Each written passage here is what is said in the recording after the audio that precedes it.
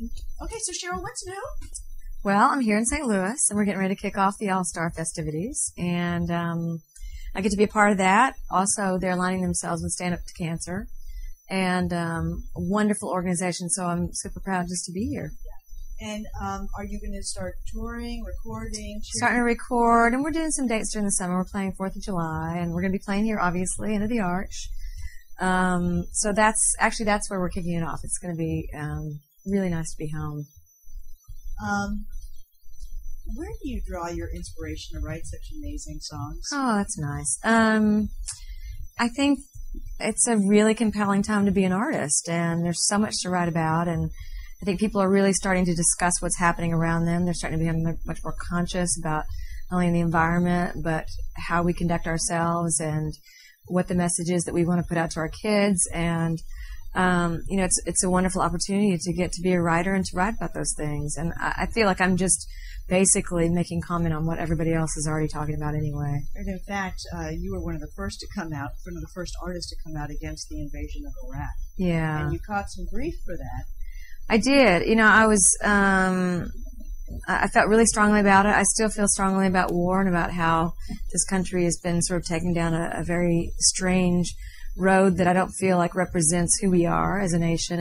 And I was lucky, though, in the beginning that I didn't suffer the backlash that some other artists did. I think by virtue of the fact that at least as I was out making my opinion known, I was also writing about it on my website and giving credible references so that people could at least go and find out where some of what I was feeling was coming from. And other artists, I think, didn't do that and really got caught in the crossfire. So it was a dark moment in our nation to see how radio could actually implement censorship against artists who were voicing an opinion.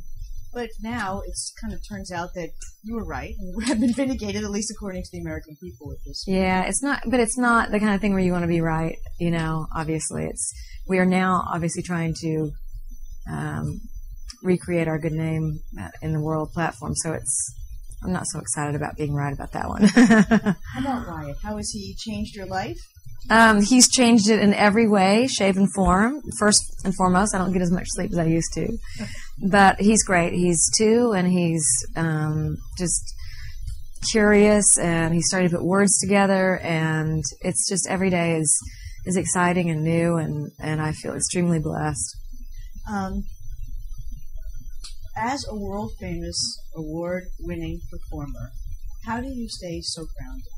Do you think it's your Midwestern roots? I do. I attribute who I am and how I am to where I'm from. I'm from a really small community in southern Missouri called Kennett, and I have a very close-knit family, and I'm very close to my parents, who I speak with, every couple of days, and they're very involved in the upbringing of my son. And I think that has everything to do with the way I conduct myself and how I want to be perceived and what kind of artist that I want to be. But also I meditate. I try to meditate every day, and I have a strong faith. And so those are all the things that go into how and who I want to be. Stay grounded. What is your favorite Missouri childhood memory?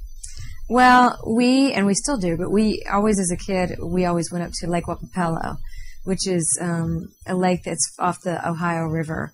Very muddy lake, but gorgeous, and we spent almost every weekend there, very close to Poplar Bluff, Missouri, skiing and cooking out and fishing, and we still have a cabin up there, and we go up there frequently.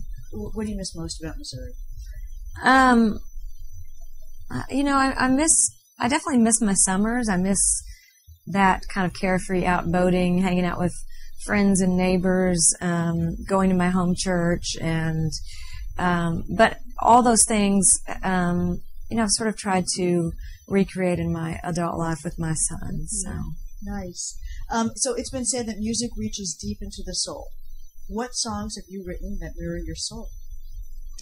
Well, I think most, if you're really being honest when you're writing, most songs actually are a reflection of who you are at the moment you're writing them. And I have songs that I've written that have been, sort of about my faith and about my struggles, like I Shall Believe and River Wide, and songs that were very immediate, like Make It Go Away, which was about my experience with breast cancer, and Redemption Day is another song that's highly political, as is God Bless This Mess, which were both songs that were about what was happening sociopolitically in this country. So I think there's, sort of a trail of diary blogs throughout all my records. No good deed goes unpunished, so they say. And you made what I thought was a really simple PSA about stem cell research, and the Archbishop of St. Louis got really mad at you. Were you surprised by his reaction and what happened? I was. Obviously, I don't know him. I do feel like we have a right in this country to voice our opinions, obviously, and that is a very, very heated topic. But I think the thing that we must all remember is that nobody is pro-abortion. Everyone is pro-life. I am a believer in Planned Parenthood because I think education is what's going to prevent unwanted pregnancies. So, yeah, I was surprised. I didn't think that it warranted a boycott. I think ultimately probably he suffered as much as I did in his stance. He's gone, by the way, the Archbishop in town. So yeah, I think he probably suffered as much of a backlash as perhaps I did. What do you miss most about St. Louis or the Midwest? I love living here. I taught here for 2 years. I taught out in the Rockwood School District, and I loved going to the Cardinals ball games. I loved, playing in clubs down on the riverfront, Boomers and Mississippi Nights. I love the people. I love the food. Any favorite restaurant? Well, I love Canetto's. I loved going to the Hill. I loved going to Soulard, which at that time was coming up. I lived for a while on the Landing and up by Forest Park, and I feel like I've lived all over. In fact, as we were driving in from the airport, I used to live right under the airplanes coming in. So I've kind of been all over, and I feel like this is my second home. Love that. Where is home now? I live in Nashville. Oh, that's right. Okay. Do you root for a particular baseball team? Listen, I'm Cardinals straight up. I have two nephews who Pujols may as well, when he retires, just move right on in to my brother's house because he is a member of their family. So, is that your favorite player? Yeah, I love him. He's great. Yeah, he's had a pretty good week. He's had a great week. Yes, we're all rooting for him.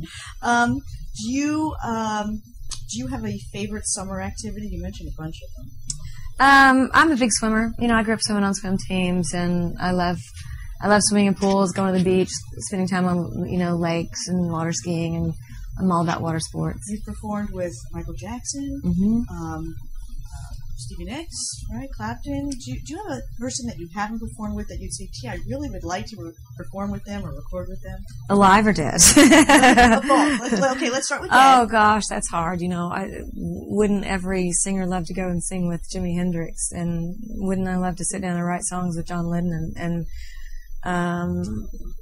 wouldn't I just love to be in the room when Bessie Smith sang and when Billie Holiday sang? And of those who are alive, I've been really lucky that I've gotten to play with the Rolling Stones and Bob Dylan, and I've never sung with Joni Mitchell, and she was a huge influence on me. So there are people who are alive that I still would obviously love to work with. I read somewhere that you started your professional career singing jingles for a famous bar. Is that true? Yeah, actually, it's true. I got my start singing jingles here in St. Louis with a unbelievably talented singer, songwriter, producer named Jay Oliver. And he's since gone to L.A. and has had quite a bit of success. But he had a studio here, and he found me in a club and asked me if I would come in and do some session work. And that's really how I learned how to sing on a mic and work a mic, and how I learned how to mimic. And he was wonderfully patient in working with me on that. Do you remember those early jingles? I don't remember those, but I did do a McDonald's commercial that he recorded that got picked up through Chicago, and then through Chicago it went network for a short span, and that was just it's a good time for the great taste of McDonald's. So, your basic McDonald's spot. Okay, thank you. So I put on my Facebook page and my Twitter that I'm mandated to do for work now, but it's turned out to be a great thing. That I was interviewing you, and the response from people was like, besides, will she marry me, and will she sing at my daughter's bat mitzvah? It was she has held her head high with such grace with everything she's been through personally, and they wanted to know how do you do that when you're such a public figure? I protect my privacy. I don't talk about my private life openly with the public because it's sacred to me, and it's not up for public consumption. And while right now what's happening in celebrityism is that all those things are up for sale, and they create a bigger persona than what I feel is worth it. And I am very private about my personal life. So I think, you do the best you can at handling the hard knocks, and everybody goes through them. Just because I'm in the public eye doesn't mean that they're bigger than anybody else's. And I try to handle them with dignity and grace, just like people in their everyday lives do. So, I surround myself with the people that love me and that I love, and we get through it. You're awesome. Thank you. Thank you. Do you mind if you